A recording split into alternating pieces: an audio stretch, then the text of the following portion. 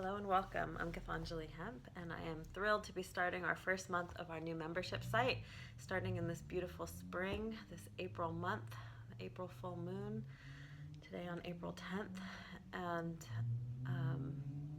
it's a really wonderful time to launch something new. The beginning of spring, the beginning of our astrological new year. Aries, the inspiration, the seed of light, the first emergence into something new. And this spring's an interesting one. So getting into our topic of this month and the energy that's around, the themes that might be arising, the things that I'm seeing in people I'm working with, and what's happening within the energies currently and collectively on the planet, and how they may be impacting you and how best to meet them. So we're coming out of a kind of rough time for a lot of people. It's been intense. It's been a lot, both individually and collectively. It's been that way for a long time and will continue to be for a long time. There's a big reorganization happening for us. We are evolving. So this month I'm going to maybe lay out a little bit more of a foundation and framework about how I look at these things, since it is the first month of us kind of meeting together. So in my understanding and my experience, energy precedes matter. There's energy patterns and currents and flows that then give rise to the thoughts and feelings we're experiencing. And each one of us, our personality, our persona, our body, is like a prism. And as that energy comes to us, into us, and through us, it gets transformed and transmuted into something that is our creation, our expression, through our personality, through our body, through our life, and through our experience. So we're always held in the stew of energy that's streaming towards us. And astrology talks about this. It talks about energy coming from particular planetary bodies that's streaming towards us. And I'm a student of astrology, and I believe that. And I also believe there's greater currents than the 9 planets that we feel that are close to us. There's many other asteroids that also have an impact on our individual and collective consciousness and experience and expression. And there's also even bigger and vaster kind of cosmic energies far out from our solar system. So in Syntara system, we even talk about things that go out into the galaxy and into the multiverse and come in and stream into us. Now, that all sounds really out there and magical and mystical, which it is. And it's also really mundane. To consider and think that we are these beings, these organismic entities that are contextualized by our planet and our surroundings, and to think that these vast bodies that we are in constant relationship with don't have an impact on us is kind of simple-minded, in my opinion and experience. And I think that when we get to begin to have an awareness of some of the stew in which we're in, we can have more awareness and choice and consciousness in terms of how we choose to move with what's arising in our world and life, and what would be most useful and beneficial for us. And so that's a deeply empowering experience, and one of the reasons that I wanted to start this membership program, because if we can stay in clear, aware, authentic, and aligned relationship to all that is in a choiceful way, I think that our lives really begin to transform. There's more ease, there's more grace, there's more joy, there's more flow. And not that things won't be hard, not that things aren't sometimes difficult and intense, but we have a different way and presence of being with them. And I think presence in these times is key. So let me get back to what's going on currently and now. We're coming out of a cycle of a real shift and transition. This has been going on for years on varying levels. A lot of the foundations and structures that have existed in our world and within our own sense of self and understanding have been kind of shedding, dissolving, breaking down in order to be reorganized into something new. For the past many years, what's been happening is that the energy that precedes thought and form, the energy of existence, has changed its texture and its reality. Things in the energy that used to be very structured and brittle and solid and in fixed form are now very mutable and fluid. It's like heavy metals that were solid like steel beams got warmed, so they became supple and soft and changeable, transmutable, and so what that sets up is this feeling of instability, but also immense opportunity. So what's happening currently within the last few weeks and months is that we have really been given a whole nother level of reorganizational capacity. So I'm getting ahead of myself, which is why I need to take a minute and explain some of the baselines of things that are shifting. In the last few weeks, there's been a transition that is very deeply personal to each one of us. There is a way, and however it's been manifesting for you, that there's been a reorganization and a revisiting of the core of what we most value and how we value and place worth upon ourselves or a lack of worth upon ourselves. So on some level or another, you'll find a way that there's an internal conversation or dialogue. And if you haven't been able to see it or perceive it as that, what you might have been noticing are ways in which the outside world has been pushing you to look at, see, and feel how it is that you actually hold and value yourself, your own worth, and what the baseline of your own sense of self-worth and value ends up creating in your life in terms of money, in terms of relationship, in terms of comfort, in terms of safety, in terms of love, in terms of connection. So when we don't have a strong sense of self-worth and value, and all of us have places where fundamentally we feel like we're not enough, we feel not good enough, we feel like we're not quite worthy, those places, when not addressed, we manifest from that place. And in manifesting from that place, we tend to have some limitation in our life and in our experience. So the last many weeks and month has been a lot about us being able to sit with the feeling of where it is that we have misconceptions about our own value and worth and what we create because of that. And so again, it might have been a really difficult month, getting taken to the core of the deepest, darkest, most afraid, most hurt, most wounded places inside of ourselves. On the other hand, it might have been a wonderful month, getting taken to some of the places where you felt the most loved that you've ever felt and allowing it to go in even deeper than it ever has before. And it could have been a combination of those two things. So the question that arises through that process and experience is that there's parts of ourself that we push aside, that we set aside, that we keep down or keep hidden. They're the places that contain shame and guilt and anger and aggression and aversion and things that we don't like about ourselves. They're the petty places in us. They're the critical places in us. We don't want to look at those places where we're harshly judgmental and critical of ourselves and others and why we might be. They're the parts of ourselves that aren't so pretty. And so when we push those parts away from us, when we deny them, when we don't look at them, and yet they're still running the show even though we're not looking at them, there's a way that they get stronger. And they get mean. They come out sideways and they get really mean. And so the question that's been arising for me and for a lot of people that I've been working with when I work with them, the question that feels really potent to ask right now is, what happens to the part that's cast aside when it is welcomed home? What happens to the part that we shun when it is allowed to return and is loved and held? And this is a conversation and question that we'll probably revisit in other talks at different times. And it's a theme because there's something that's happening with an aspect of consciousness that we can call the dark goddess. It's what it's been framed and named many different times in our culture. And men and women have this aspect of the psyche. And there's a story, it's a story of Lilith.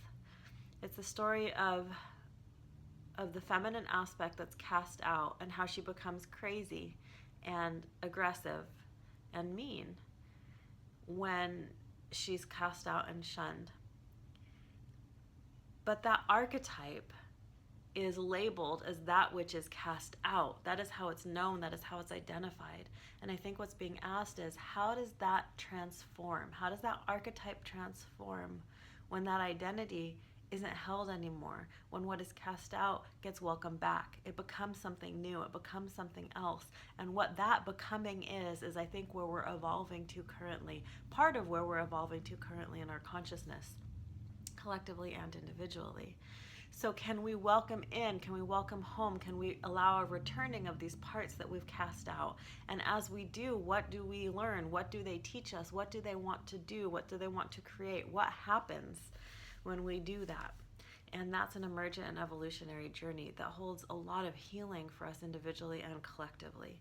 So we're coming out of this last month where we're kind of maybe got taken into these places that are fundamentally distorted and confused. And either it felt really, really good as they began to be healed, or it felt kind of dark and like a death process as we looked at these places and ideally took some time to tend to them. And if we didn't, we'll give you some practices and ways to do that for this month coming forward. Because what's happening now is we're going to move into this forward journey. There's a lot of intensity. There's a lot of shakeups and shifts and changes that are going to be offered to us from external circumstances in the next month. And it's kind of like we're a boat in the sea, and the waves are really, really, really high. And there's going to be moments where we feel like we're in a trough and it feels really uncomfortable. And there's going to be moments where we feel like we're on the top and we can see everything and it feels really good. And there's going to be times where we feel like we caught the wave and we're riding it, and we're just riding it and things are moving really smoothly. And then that wave's going to toss us and it's going to feel horrible. So there's going to be a lot of dynamic energy in the next little while, and we're going to feel all kinds of different ways. And what happens again when we feel all kinds of different ways is to look at what our reaction is to feeling each of these different ways. Where is our desire and aversion? Of course, we like feeling the better feelings. We don't like feeling the worst feelings. We're human. That's part of our experience, and that's okay. That's okay. But can we feel present through and to all of it? We might still have some desire and aversion, but can we commit to staying present? Can we commit to knowing and trusting that each of these phases and stages is going to pass, and we don't need to bypass any of it? We can stay totally present with all of it, and in that way harvest and harness the wisdom each of these different moments affords us. Because we have the opportunity to transform core and fundamental patterns within us, more so than any other time. And I'll probably say this every month because things keep changing to such a rapid degree. I know people are asking things like, when is it going to stop? It's been a death process for months or years. When is this going to change? Or a transitional process for months and years. It's not going to change, not in any near or foreseeable future. We are on an accelerated path of an emergent and evolutionary journey. Things are being asked of us in rapid fire ways. We're being asked to step up and show up in incredible ways. And so this month, take the opportunity to show up in these new ways. Oftentimes I'll say what happens is that when we have habitual patterns, we will break down parts of the conditions or conditioning that has created those patterns. So in the healing process, there's steps along the journey. There's a period of just awakening to a need for a change. Usually some sort of symptom arises in our life. We realize we need to transition in some way. Then there's a moment where we start to realize what it is we need to transition. We start knowing what we need to change in our perspective, in our actions, in our understanding in order to manifest something different. And then there's a moment where we understand all of that, we know all of that, we know where to go instead, but it's such a habitual pattern, we don't even know what else to do. And that's a crisis in creativity. And I think this month affords us a great opportunity to try new things, to be incredibly creative, and to meet things in ways that we never have before. And so in some of those places it might mean risk-taking.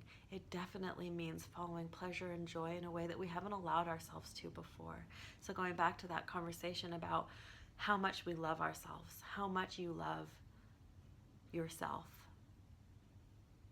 What do you not allow yourself in your deepest desire? What is it that you really most want from an aligned, pure, and clear place? And can you allow yourself an opportunity or potential for actualizing that desire? Can you allow for a world that could allow for that? And it's hard to say that when the world is in such a dire state. And there's so much pain and suffering happening in people around us and in the world at large. And we have to face that. We have to be present to that.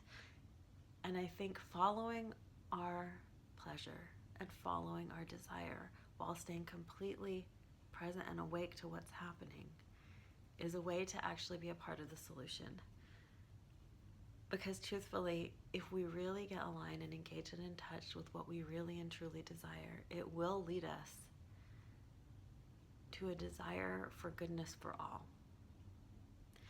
And so learning how to get engaged and in touch with our aligned desires, to allow ourselves what it is that we most want, and to stay present to all that's occurring these are things that we need to learn how to do. And so that's part of what the practice and meditation transmission teaching will be about this month. So whatever it is that's arising in your life, be it some of the best things, some of the hardest things, and all the things in between, how do we stay present to that? How do we create and begin to build something new? There's a new scaffolding and foundation arriving and arising now in all of our lives. The old scaffolding has been deteriorating and dismantling and falling away. And there's a new template and energetic that's beginning to descend. And it's making contact with physical reality now. And that can feel stormy at first, as things need to shake up and reorganize to make room for this newness that's descending. And as this newness descends, in the next many years, we'll begin creating and manifesting from this new foundation. The new foundation is here in the energy. And so sometimes that's going to feel really good when it's landing really clearly and well, and sometimes that's going to feel really bad when it's interfacing with something that's very old and fixed in an old pattern and way of being. So right now is a deep time of letting go. It's a deep time of purging, rethinking, reassessing, reorganizing, restructuring. It's a time of letting go of what doesn't fit and beginning to feel the inspiration, the excitement, the exhilaration, and the taste of what does, and connecting to that and growing that and taking risks of engaging and manifesting that which is new, which is true, which is a foundation for who it is that you're becoming and where it is that you're going. There's many different trajectories of how reality can moving forward from this moment in time. That has always been true, but is more true today than it has ever been before. So I invite you to meet that in an open-hearted, fully embodied and engaged way to see what we can co-create together, to move this world into a new trajectory and turn it into what we know is possible. So I look forward to giving you the meditation really soon, and that will be an audio recording that you can find just underneath this for the monthly content this month. I highly encourage you to reach out with questions, comments, stories, and experiences in the Facebook group so we can have a thriving community, and so some of your feedback will inform what we teach and talk about next month. And I really look forward to this journey and adventure with all of you. So thank you so much for being here, and we will talk to you again soon.